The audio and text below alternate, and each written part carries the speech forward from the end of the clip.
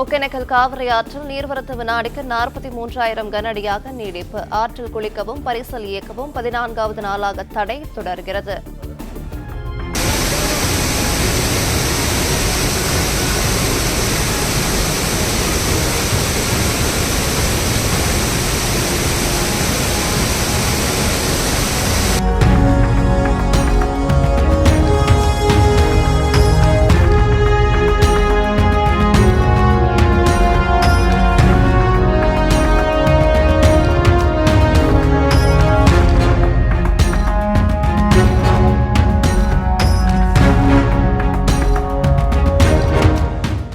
Play store மற்றும் app ஸ்டோரில் இருந்து பாலிமர் செயலியை QR கோடு மூலம் பதிவிறக்கம் செய்யுங்கள். செய்திகளை உடனுக்குடன் பெறுங்கள்.